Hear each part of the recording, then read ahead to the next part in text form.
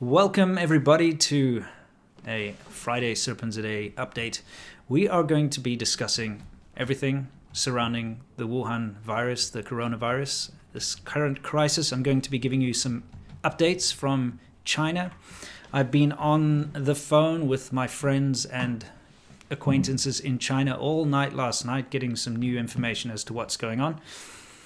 And of course, we'll be discussing a little later what's actually happening over here in the States, because things have been ramping up quite severely. So first of all, I want to say that due to the nature of the way China has handled this crisis with the very sort of draconian lockdowns, I'm getting very different messages from different people. Because, like I said, the whole lockdown situation, you get people that are kind of stuck in their neighborhoods, stuck in their little areas, in their little bubbles. And so you get some people that have had very positive experiences, or I can't say very positive, but positive experiences. And you have people that have had wildly different experiences. So I'm going to bring to you both situations. But let's first of all just talk about some of the latest developments. Something that just went into effect basically on Thursday, yesterday, is people flying into Beijing and Guangdong and other various parts of China, because right now you're getting quite a few people going back, and I'll discuss why in a minute, are all being forced into 14-day quarantine. But the way it's working is you have to pay for your quarantine. And you don't get to choose where you stay. So they are basically separating people based on point of origin or the type of person that arrives. And they decide which kind of hotel you stay in. And they've got some very expensive hotels and they've got some very cheap hotels. And so far, from everything I've heard, all foreigners are being put into 5-star hotels, some of them up to 1,000 RMB a night. And the average amount that people have to pay is 10,000 RMB. Which is, how much is that in US dollars? About $1,500. It's about 1,500. It's around about 1,500 US dollars that people are being forced to pay. There's no way out of it for foreigners, and of course more than that if they put you in one of those 1,000 RMB a night places. But some people are in places that are only 300 RMB a night, which is expensive for a Chinese hotel. So yeah, you kind of forced into these quarantine situations at the moment when you come in. And there have been some situations where they're separating couples. You know, I know a foreigner who went back with his wife and child and has now been separated from his Chinese wife and child and put in isolation because he's a foreigner. So you're getting a lot of these kind of stories, which is unfortunate. I'm going to read to you what has been sent out to my friends both in Beijing and down in Zhuhai. The first one, I'm just going to read straight what's been said. Okay. We got a notice from the government and school as follow. I'm not going to correct the grammar because there are some mistakes. I'm just going to read it as is.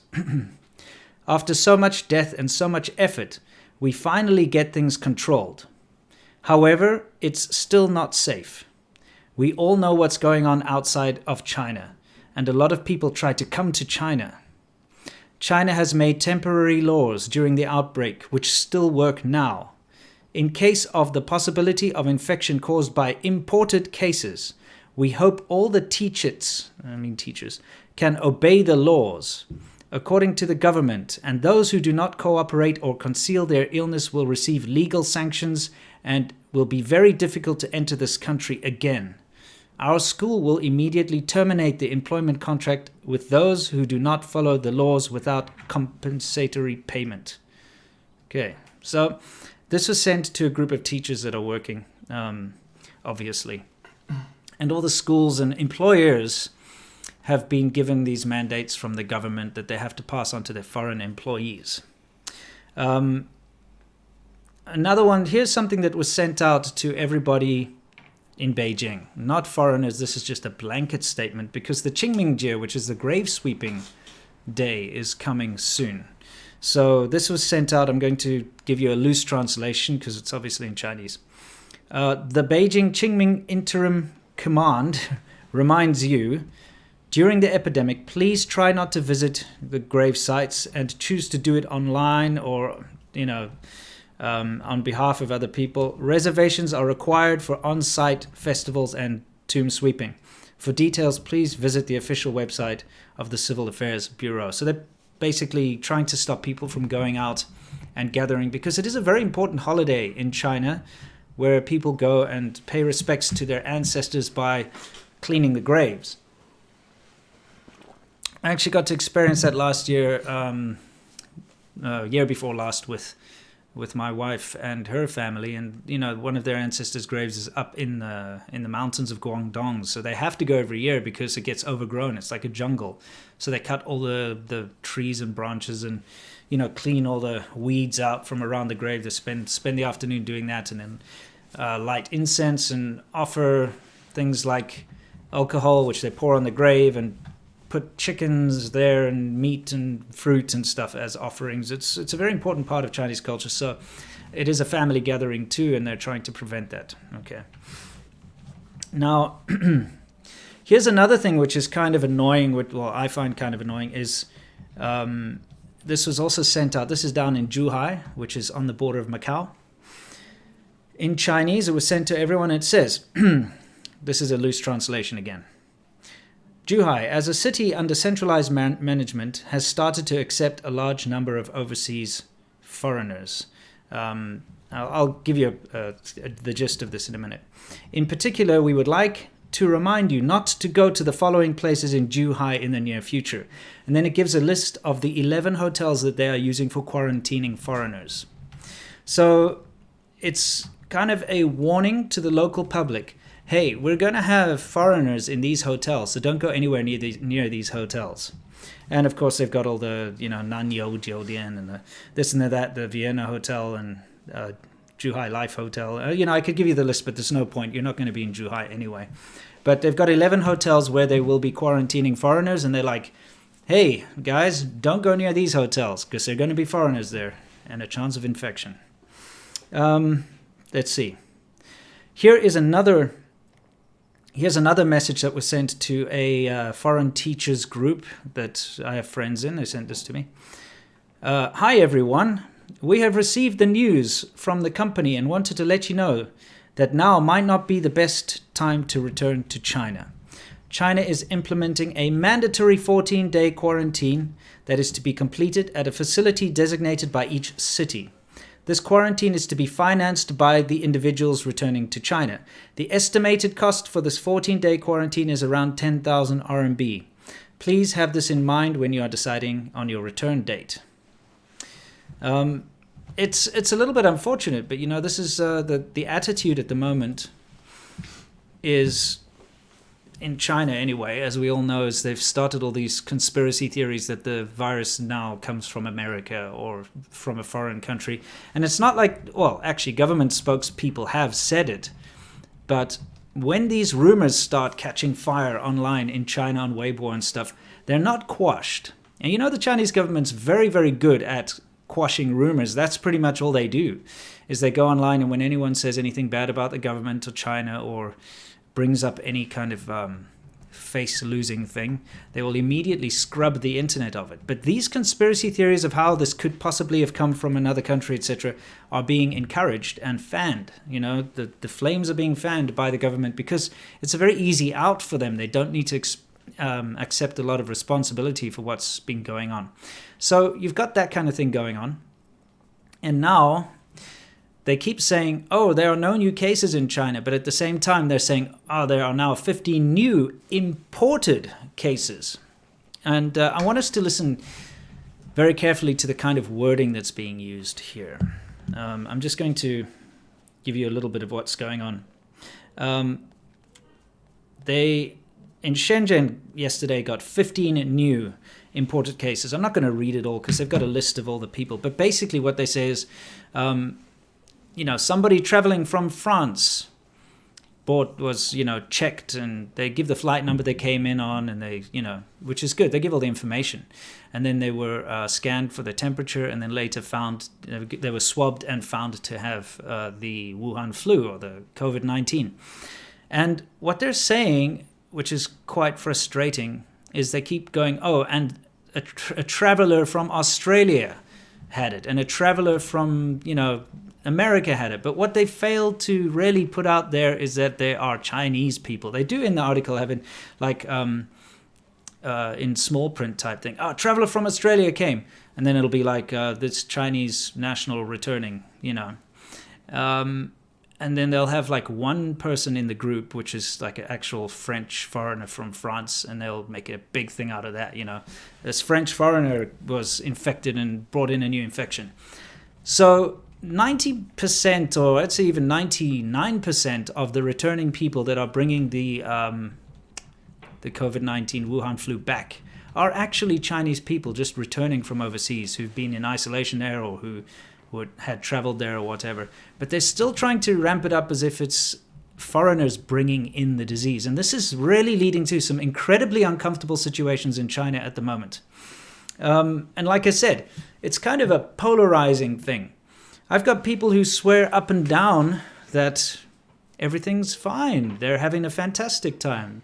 No one's treating them different. They haven't come across any kind of anti-foreign sentiment. And, everyone loves them and roses and rainbows and flowers and all that kind of thing.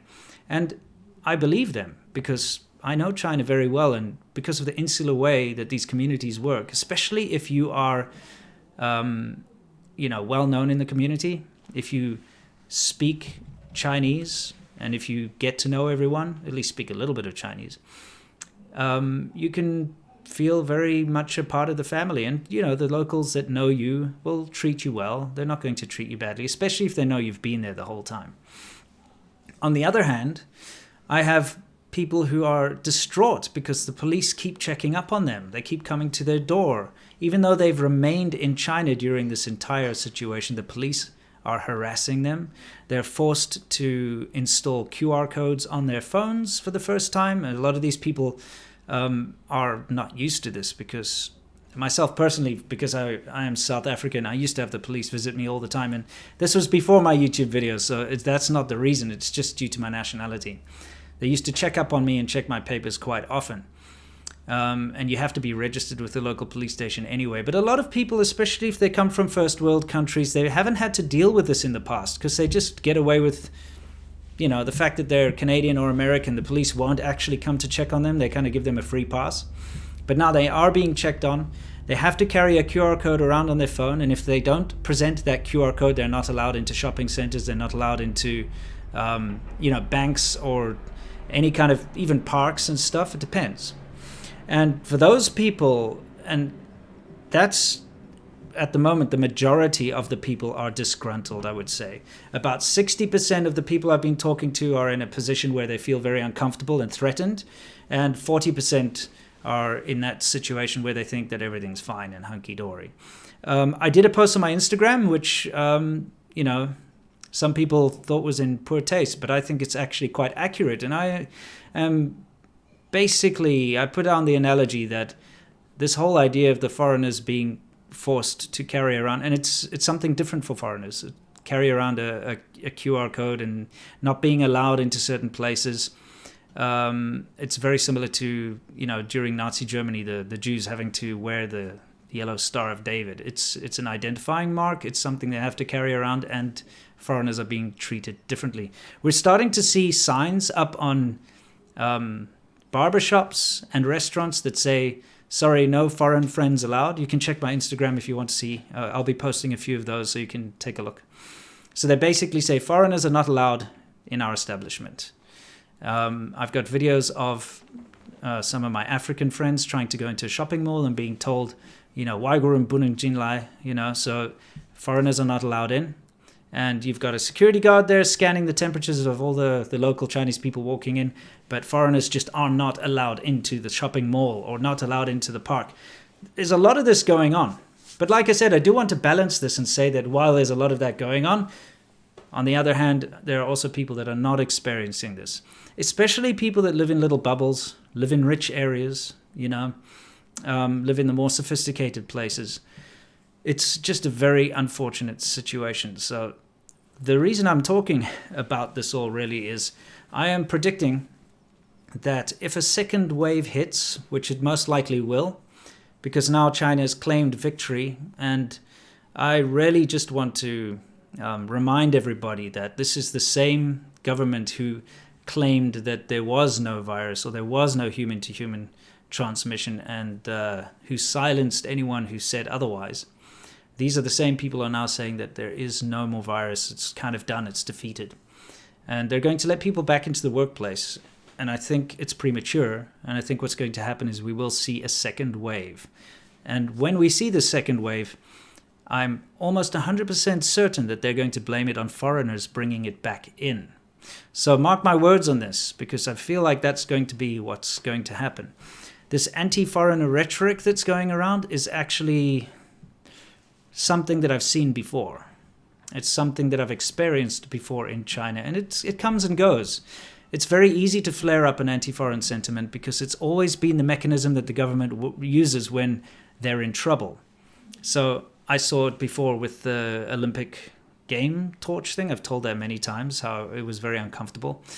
And of course with the Japanese Diaoyudao Senkaku Islands debacle, which ended up in massive riots and property being damaged and foreigners being targeted and whatnot. And the big difference that I have to put out here between China and, say, for instance, a place like America or Australia, is that there are no laws to protect the foreigners. There is no societal kickback. Because if someone in Australia or in America or even South Africa or anywhere in the world really started putting up signs on their restaurant or hair salon or something that said no Chinese allowed, there would be massive backlash from the local society, calling them racist and xenophobic and stuff, first of all. And second of all, there'd be even bigger backlash from the government, and that business would probably be forced to close or apologize or whatever it is. But in China, that's not the case. You can put up a sign that says no foreigners allowed. And I've seen quite often signs saying no Japanese or dogs allowed, things like that. And they're not going to get into trouble. In fact, the majority of people that see that sign will probably have a little chuckle and agree with it in China. And then on top of that, the government will just allow you to do that. So you have to understand that the big difference as a foreigner living in China is that you, even if you love the country like I did and, well, still do in certain ways, you will always have that horrible feeling at the back of your mind and in your heart that you know that when the chips are down, there is no actual security or law for you to fall back on. You will be at the mercy, of whatever the current wave of sentiment is. So, it's an uncomfortable situation. All right, let's see what else I've got here that I wanted to discuss. Macau, as we all know, which is like the Las Vegas of Asia, has now also on March 18th basically said that all non-residents, except residents of mainland China, Hong Kong, and Taiwan, will not be allowed to enter Macau. So basically, foreigners are not allowed into Macau. So that kind of sucks too. If you're a foreigner and you were thinking of making a little escape to Macau to get out or something, it's now not really an option anymore. Macau has shut its borders to foreigners. Let's see. Just looking through my notes here. Please bear with me. Okay, those are those notes. Let me bring up my secondary notes. I just asked a friend of mine in Beijing what it's like. He lives outside of the city, doesn't live in within the ring roads. So he's living out in the middle of nowhere, basically, about an hour out, which is annoying if you ever want to visit him, trust me. But he said that this is what's going on in his area. Of course, he's been stuck in his neighborhood and in his little, they call them a huayuan, which means a garden. It's basically your apartment complex. He's been stuck in there for months now since this all started. And he said, just like most other places, the neighborhood has been barricaded. So roads were closed down and any kind of entrances, except for one or two, have been shut down. So they bottleneck the traffic. And of course, you need registration cards in order to go in and out. So you need an official, it's kind of like a hall pass, really. You have to show it at the gate, and then they let you out, and you have to show it at the gate to let it in. No outsiders have been allowed into his complex since this all started. So if you order a delivery or something, you yourself have to walk down, show your registration card, go outside of the community in order to pick up your package or your food or whatever, and then you can go back into the community. You have to be scanned and checked, your temperature and stuff, and then you can go back in. most people are still in their homes, according to this guy. And I spoke to him just a couple hours ago. Most people are still in their homes. So again, when we hear all this information about, oh, things have kind of blown over in China, things have gotten better. Remember, that's not the case. People are still in their homes. Schools are still not open. Bear in mind, schools, the majority of people are doing learning online, which is the wise thing to do. But this, honestly, is a very good litmus test. You can take a look and see when the schools finally open in China is probably when they're confident enough to say that it's actually sort of done, right? Schools are not open. Public gathering are not allowed. And let's see. Yeah, of course, he was telling me that it's only just enacted this thing where you have to be quarantined. Let's see. A friend of his who arrived about a day before the quarantine thing happened was allowed in, but was told to self-isolate in his home for 14 days. But he has someone coming every single day to check his temperature and to make sure he hasn't left his apartment. So it really is under house arrest, basically. But that's not even an option anymore in Beijing. Some smaller cities, I believe that they will still allow you to self-isolate, but they will be monitoring you in the same way. And remember, China is very disconnected, really. When you go to different cities, the local governments tend to kind of do their own thing. So one person's experience in Beijing would not match someone's experience in Guizhou, for instance. It's just the way the whole system works. Okay, let's see. I do want to just remind you here, everybody, that when other countries, decided that, hey, you're going to have to quarantine if you come in here, if you're flying in from China, or we should stop flights from China or anything, that China and the Chinese state media and Chinese people in general online were screaming racism and xenophobia and what have you. But the real racism and xenophobia, if you want to see it like laid out bare, just look at what's happening in China at the moment. They are incredibly cautious of foreigners right now. Foreigners are seen as disease bringers, especially if they're coming in. The worst part is the people that have been caught in the crossfire, and those are the foreigners that stayed in China. And I mentioned it before, but I know quite a few people who stayed in China who are just so hurt by this situation because they stuck it out. They had the opportunity to leave, but they didn't. They believed in staying in China. They believed in supporting China during this hard time, and they went through months of quarantine. They went through the hardships along with their neighbors and their colleagues and other Chinese people, only to now be treated as a pariah, sitting on the subway and no one goes near you, being looked at funny, not being allowed into certain parks, shopping malls and things like that, and kind of being blamed for bringing the virus into China where they didn't even leave China. It's really broken the hearts of a lot of people. And I feel for them, Anyway, let's see. My friend said a couple of things are getting back to normal. The same guy in Beijing, he said the park is open. He's allowed to go into the park near his house, of course, in his neighborhood. But there are speakers blaring things like, obviously in Chinese, you are not allowed to gather in groups. You're not allowed to dance in groups. You're not allowed to talk in groups. That kind of thing. Right, so that's kind of what's going on in China. There's a lot of anti-foreign sentiment, but of course, you will get people that haven't experienced it, but I'm seeing more people that have experienced it. So that's what's happening in China. Now, I want to talk about what's happening in America, because I currently live in California, and things have changed. Yesterday, they changed quite drastically, but I would like to bring my friend C-Milk, my business partner C-Milk, Lau 86, you know him, and we're going to discuss it, and then we'll also answer some super chats. I thought I'd bring him in. He's American. He knows how the system works here better than I do. So welcome to Lau 86. Never mind that. Just roll over that nonsense. It's hard to get in frame here. Hey guys, how you doing? Hey Lau winners out there. I've been the one in the chat, by the way, in case you were wondering. Oh yeah. It's a absolute cluster F in there. Okay. So I've been doing a little sweeping. I appreciate that. Yes, no problem. Anyway, situation here in California, very interesting. I had a bit of reverse culture shock in that when the governor got on live stream yesterday on Twitter, I was watching and it was a legal mandate that everyone in California stays home, right? Sure. Unless you work in federal sectors. So federal sectors meaning if you work for the government or you're working in hospital staff, that kind of stuff, you can go to work, right? Now, when I read that, I had spent so much time in China that I didn't realize legally you're still actually allowed to go out. Sure. But when they legally mandate something, it's kind of more of a recommendation. Okay. And thus far, on your way to work, did you see many people out? No.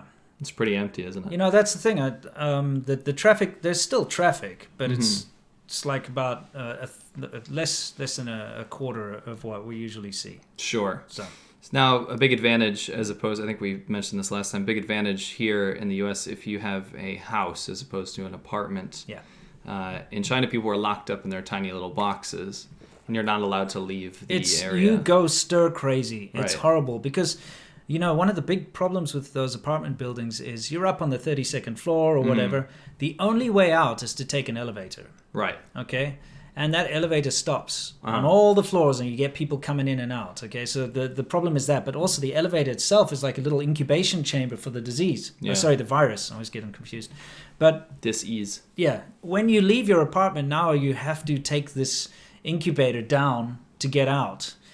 So you're not really allowed to go out anyway. So No. you're stuck in this tiny little apartment, and they are tiny. Unless you're incredibly rich, you live in a very small place, and it will drive you stir crazy. Yeah, we got a lot of good anecdotes from that girl that was trapped in Wuhan. Yeah, That we spoke to. I mean, she was losing it in there, and I can see why. of course. As opposed to somewhere like here, where you can actually still walk around your backyard, You can actually go for a walk. go for a walk down the street. People have been avoiding each other. They do not Yes. chat, which is good. Social distancing. And supermarkets have kind of set up this thing where you go to the parking lot and they give you your goods in your car, which is great. Another advantage of a car-based society, to be honest. Yes, that's honestly the car thing makes it so much easier because when you're in your car, you're not coughing on anyone or Right. anything, and it's your own little environment that you have control over, so you can keep it clean. Yeah. You know. Federal government's mailing out checks to people out of work. Most people are shutting down their businesses. I Yeah. think if you guys have probably noticed if you get emails from like places you usually order from, they're like, "I'm so sorry. Yeah. There's going to be a hiatus here." Walmart's setting up mobile testing, where you can actually drive through in your car. Yeah, drive-through testing for the virus. I thought that's a fantastic idea It is. because then you don't need to come into contact with people. They can literally just kind of give you a test at your window and Right, because I think a lot of the testing facilities in China at these massive government-owned hospitals, you have potentially thousands and thousands of people that are actually lined up at the hospital, and they're just spreading the disease, you know? we have a guest. Who's here? We Hey, have a Liv. guest. Liv, we're live right now. Can you go back to the kitchen, please? Why you guys are on different? Go. Yeah. Why Go. you guys are on different Go, please go. chairs? Hopefully this Please becomes go. viral. Yeah. Why you guys See you later. Liv, we are live right now. Can we talk to you a little bit later? Okay? We just are. Can you go? You know why? chairs? Go. See you later, A Livy. little drama for you guys Yeah, there. thanks Can you for shut that. the door, please? Yeah. Thank you. Cool.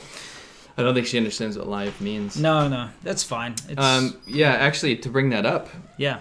the whole kids situation, it's Yeah. pretty crap for them because Olivia in particular would go to the playground every day. Yeah. She's like, why can't, it was a thing I did with her every day. Sure. Why can't we go to the playground anymore? They don't really understand it, right?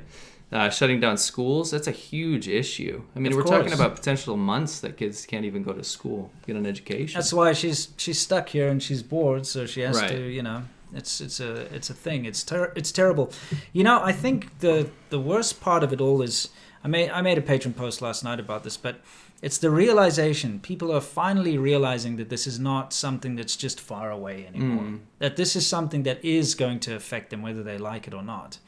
And you still get people out there who keep going on about, oh, the flu is worse and this is just a fake crisis and all this, but it's not. Even you can say what you want about it, but the repercussions of this situation are massive. Look at the stock market. Yeah. Many people have lost their investments. Look at Bitcoin. If you're into cryptocurrency, it's tanked, Just look at the fact that schools are closed, so kids are stuck at home. Look at the fact that you can't go into a supermarket anymore. They're all closed, especially here in California. Of course, America is one of those places that it varies state to state. So you get different rules in different areas. But I think for the majority of the states, they're actually quite serious about this. Yeah, I was going to say, and not to shut up my last video, but the whole point of that was to if you remove governments from the scenario, you realize you're left with a society that's actually helping each other. I liked your last video because it did go over the positives, and there have been a lot of positives that have come out of this, of course.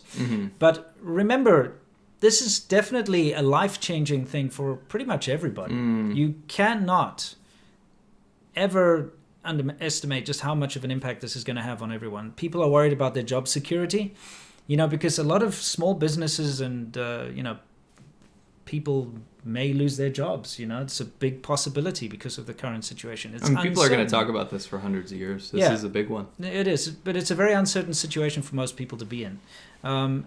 Fortunately or unfortunately, I've been in a very similar situation to this multiple times in my life where I've not had a certain future.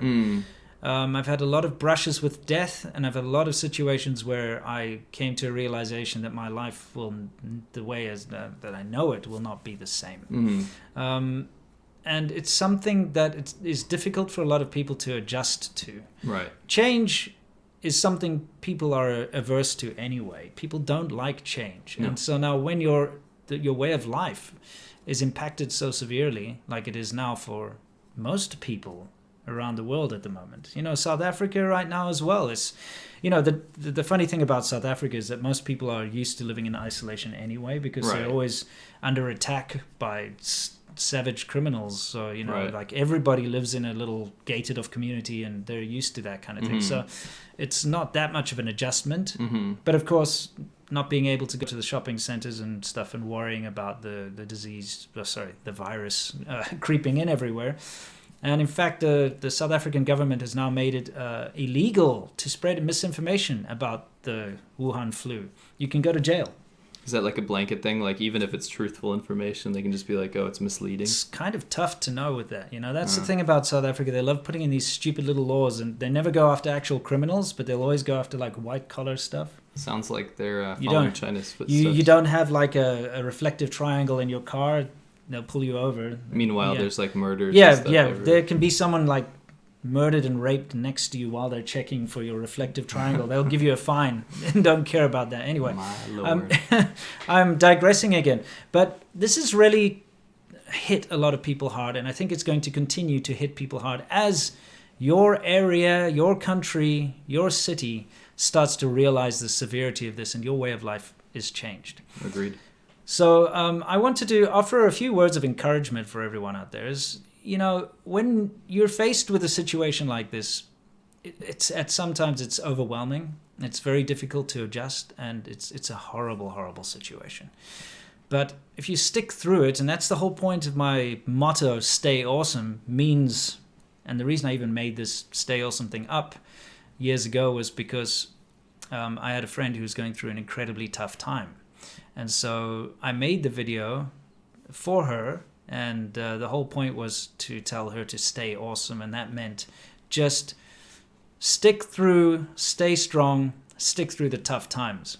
And that's what we're facing right now, is we're facing an incredibly tough time. You're going to have to stay awesome, and you're going to have to see it through to the end, because it will eventually end. And yes, when you come out the other side, you may be worse for wear. You may not have a job. Things may have gone horribly wrong. You may be facing a lot of uncertainty and so on, but you will come out the other side, and you will have a chance to rebuild, and you will have a chance to continue. And I was giving this a lot of thought last night. There are very few things that we as human beings cannot recover from. We're very, very hardy species. We deal with a lot of crap, and we always manage to come out on top at the end. The one thing that has always been the most devastating thing to me is when somebody close to me dies. And that has happened a few times in my life. In fact, the first time when I was 13 years old, my younger brother died. He was 7 years old at the time. And that is the only time that I can say I feel absolutely powerless to change anything, because you cannot cheat death. You cannot bring someone back from the dead. It's a loss that you cannot replace. But when you're in a situation like we are now, where all you need to do is be smart, self-isolate, keep your distance from other people, be polite about it, of course, and take normal precautions, things like washing your hands, and especially like you get an Amazon package or something, let's just say you do, don't be dumb and like pick it up and rip it all open and stuff and then start touching your face. If you've got some kind of thing like Lysol, spray it down. If not, open it up outside, take whatever it is out, then go wash your hands properly before you touch your face or you touch your family or touch anything around your house.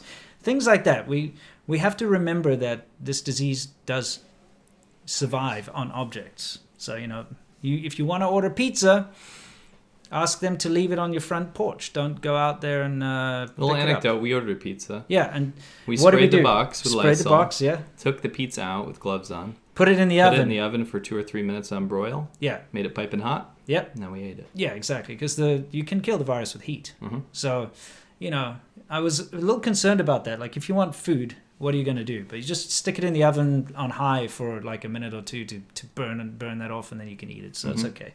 But yeah, just take extra precautions and stay safe and, help each other. I think that's really the best way for us all to get through this. Agreed. Anyway, I think it's time for us to answer some your questions. Yeah, please, if you could read them. Sure. Okay. How about calling it the CCP virus? Absolutely. And one, in the last video that we made for ADV podcasts. Yeah. Sorry, for ADV podcasts. I was criticizing the way that the American government and specifically Donald Trump was dealing with this in the beginning by just repeating what the WHO was saying and what the Chinese government was saying, that, it's not that bad, it's just like the flu, it's going to be blah, blah, blah, which is absolute bollocks. But lately he's doubled down on calling it the China virus, or the Chinese virus, which I think, although I don't want to ever have an air of xenophobia or any kind of discrimination going on, I don't want that to ever be a thing. I think it's important for us to do this in order to combat what the CCP is doing. Because the CCP, if they hadn't done what they did, I'd be fine with people calling it COVID-19. Of course. I would.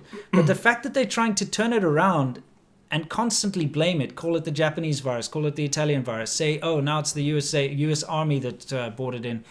There is a viral video of someone in Belgium on the subway, and he's like coughs, and then he like rubs it on the pole and stuff, and they're using that as evidence.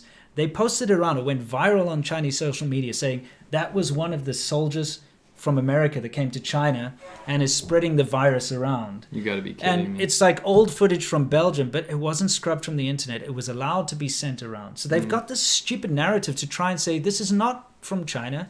This didn't originate from China. This came from the US. So I think it's important for everyone to start getting very loud when it comes to naming this virus. It has to be called the Wuhan flu or the Chinese virus or whatever it is, just to remind the dumb CCP nationalist sheep that this actually did come from China. We cannot let them lay the blame on other people. We have to acknowledge where it came from. It's just, that's at least, my take on the whole situation. Also, bear one thing in mind. We still call the Spanish flu, even though it didn't originate from Spain. So if they even come up with some kind of weird and wonderful theory that it came from somewhere else, it fell out of a meteorite from outer space or something, it doesn't matter, because the epicenter and the whole start of this was in China. So we call it the Chinese flu, and or the Wuhan flu, and let's leave it at that. Sorry. Cool. Deanne Chapman, do you think the world is waking up to all the crap the CCP has been doing? I think so. I think for the first time, a lot of people... Some people. Yeah, a lot of people who didn't really even pay any attention to China, to be honest, are starting to see kind of what we've known all along, is that the Chinese government uses a lot of deception and it uses a lot of tricks, and that's how it gets ahead. Again, Chinese government. When we talk about China and we talk about these things, we're talking about the government and not the people, because the people honestly are just a tool that are being wielded by this unscrupulous government. So we should never take it out on the people. Agreed. Winston, what do you think is going on with the Hong Kong protests now? I can't find any new info. I can just tell you where you can find it. Just go to Reddit/Hong Kong. Yeah, they're still going. They're still going. You can get updated on You know, the thing is they still have these gatherings. They can't have these massive gatherings because of the virus, but they still have, you know, stand-ins, and they stand with their signs and, you know, never forget and revolution of our times. It's still going on. Yeah. Why is the FTSE trading so high? The FTSE?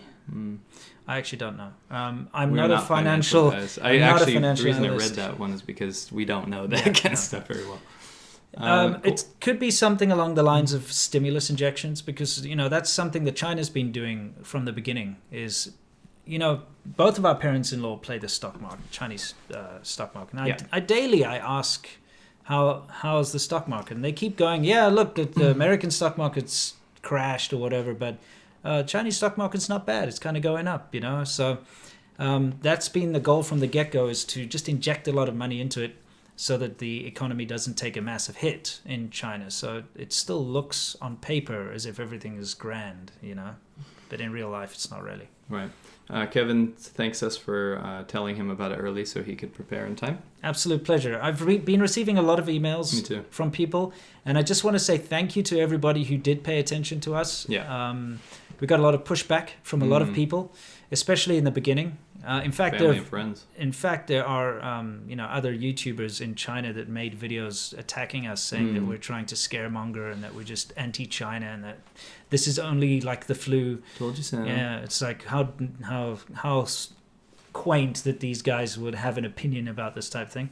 But at the end of the day, it turns out that we were correct, and it has now reached the level that we were predicting, and I'm just glad that we managed to go out and prepare. So we've managed to avoid all this panic buying and rushing. Yeah. And I'm even more glad that we managed to convince some other people to do the same. Yeah. Northgard, and this is not a question, but this Norwegian subscriber sent a very generous 420.69. Nice. Nice. That's Coronas, eh? It's Corona. Yeah, North.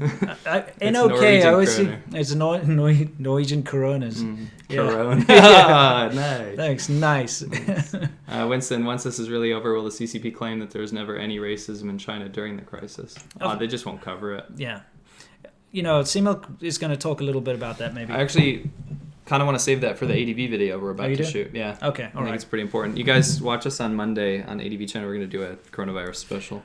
Yes. You know, Mondays, ADVChina, we're always riding the bikes, but, you know, we as much as we want to keep continuing with our usual topics, we have to cover this now because it's rapidly changing and it's serious, and it just seems tone deaf and in poor taste for us to be putting ourselves riding around having a good time in Vietnam or whatever when this is such a serious thing that's affecting people. So we will be giving you another update for Monday. Yeah.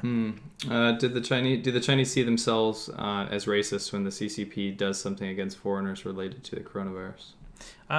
It's no. I'd got to say it's just normal. It's a total hypocrisy. But at the same time, if that's just the way you are, I mean, just imagine like this. Imagine you are just a horrible racist and you hate green people, right? And your whole life you've been brought up to think that green people are bad and green people are just, you know, inferior to you or always the cause of your problems and all that kind of thing.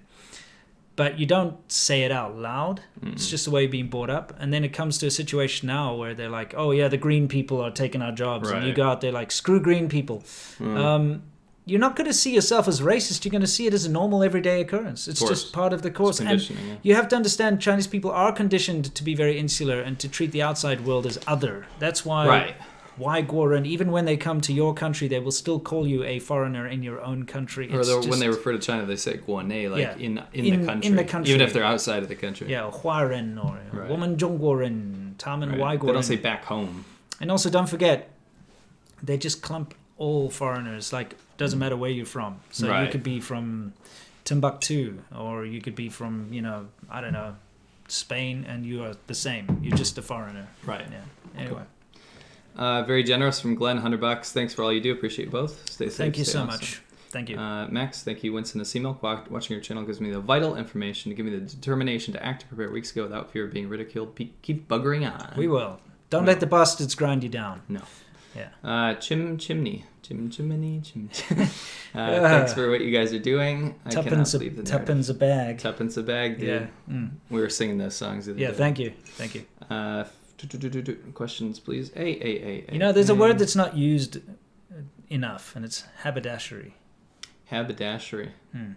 Apparently, Tim. I actually am in contact with Tim Pool right now, Mm-hmm. so stay tuned. Okay. He wants us on the podcast. Do we have to wear a beanie? I think it's a necessity. Okay. Okay, cool. Thanks for the stream. Planning to visit the missus in the summer. The lack of transparency is worrying me. I'm worried if they let tourists in from China again. Thoughts? It's talking about Japan. What do you mean? Going to Japan. Oh, going to Japan. Yeah, I don't know yet. It's tough to say right now. I'm pretty sure, I mean, Japan at the moment, I don't think they're preventing people coming in, but they're doing very, very strict testing and quarantining and stuff like that. So, yeah, I wouldn't be able to tell you right now. Trumpelstiltskin says, don't let the Wu flu get you. Stay home. Thank you so much. Absolutely. It's our good friend, Trumpelstiltskin. Elvin Svin says, I was supposed to arrive in China for work in February. I got pushed back from the virus, left my job. Should I still try to go or look elsewhere? I'd say look elsewhere. Right it's going to now, be very bad for foreigners. I think it's literally just going to get worse. Yeah. And at the moment, you're going to be forced to go into quarantine and then pay, like I said, like $1,500 out of your own pocket just to be quarantined. And at least until this whole thing blows over around the rest of the world, foreigners are not going to be treated as nicely as they have in the past. Let's put it that way. So, and it could really boil over as well and get violent at some point. Right. Don't forget the Boxer Rebellion. You know, that's something that people don't seem to understand, is that this kind of thing has happened in China before, and many times. And I implore all of you to do a little bit of research about the Boxer Rebellion, because it turns out that the government was in league with the Boxers and, you know, pretty much kind of what's going on now. They were feeding that narrative that foreigners are the bad stuff and that's the reason why we have famine or whatever. And it led to like actual big murderous things going on there. So I'm actually going to get an expert on the matter on my channel talking about the Boxer Rebellion and how we can take the two and basically say like this mirrors this very, very much as to what's going on in modern China. But please, if you don't know anything about the Boxer Rebellion, look it up on Wikipedia or something and educate yourself. Cool. Yeah. Gringo Poppy sent $500 Wow. with a message, good stuff. Well, thank you very much, Gringo Puppy. And again, this video, I'm not even going to monetize. Well, I'm not even going to attempt to monetize it, just like I haven't in the past. It is now 8 videos in a row, 2 months of no money from YouTube. So these super chats is what is helping. And you know, the fact that you are that generous to give me any money, especially during this time of uncertainty, is it's incredibly humbling. And I just want to say thank you to everyone, whether you've given $1 or like our good friend there, Puppy, who gave such a generous amount of $500. It is mind-blowing. Thank you. You're buying dinner tonight. Yeah, absolutely. Well, thank you so much. Thank you, everyone. Appreciate it. Hope you guys had a good time. See you on Monday. We'll see you on Monday with another update as to what's going on. And guys, at the end of the day, remember, this is a time for us to show our strengths, not our weaknesses. Do not get too disheartened. Things will improve. And we'll see you soon. And we'll constantly be updating on all of our channels. So keep an eye out. And until then, you know the drill. As always, stay awesome.